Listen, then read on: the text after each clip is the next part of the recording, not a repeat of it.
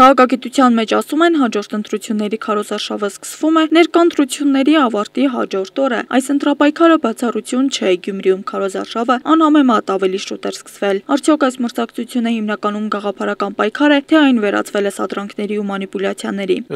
Ադելության խոսքը, ընդ որում այս դեպքում ադելության խոսքը աննախադեպ չափերի է,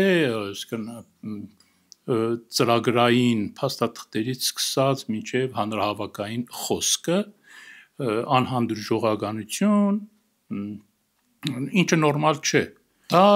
եղել է անբաժան ուղեկիցը մեր տեղական ինքնակառավարման ընտրությունների եւ ընդհանրապես մարդկանց թիրախավորելը, գաղափարները թիրախավորելու փոխարեն ցույց է տալիս, որ մենք ընդհանրապես քաղաքական պայքար դեռևս լիարժեքորեն չենք տեսել։ Տեխնացուները միմյանց քննադատելիս կոշտ են, երբեմն էլ վիրավորանքները գեղեցիկ բառերով են, ասում է իրավապաշտպան Սեյրան Մարտիրոսյանը, ինչը իհարկե իր բացասական ազդեցությունը կունենա գյումրեցիների ընտրությունների մասնակցելու ցանկության վրա։ Եվ վիրավորական խոսքերը անպայմանորեն չի ենթադրում, որ խոսքը պիտի լինի հայոյախառն կամ թույլատրելի բառապաշարից դուրս, խոսքը կարող է շատ գեղեցիկ տեսք ունենալ եւ այնուամենայնիվ լինի անձը վիրավորող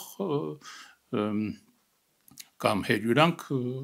որի համար պարտադիր չէ, որ դա լինի, ասենք հայոյախառն խոսքը։ Եթե ատելության խոսքը շատ եղավ, պարզ է, որ սովորական շարքային քաղաքացին,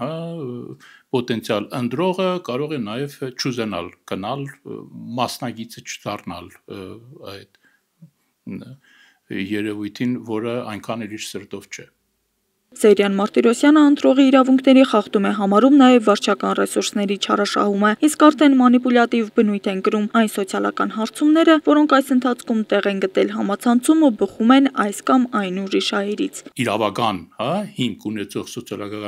սոցիոլոգիական հարցումը ենթադրում է անպայմանորեն նշել, թե որ կառույցն է իրագործել, երբ է իրագործել, քանի հոգու շրջանակներում, ընդրանքը ինչպես է կատարել եւ բազմաթիվ ուրիշ տվյալներ, ոչ մի այդպիսի տվյալներ չեն տրվում եւ այնտեղ կրակում են տարբեր թվեր, ինչը նույնպես խախտման մյուս տեսակն է, այսինքն մանիպուլյացիաները, որոնք կան, դա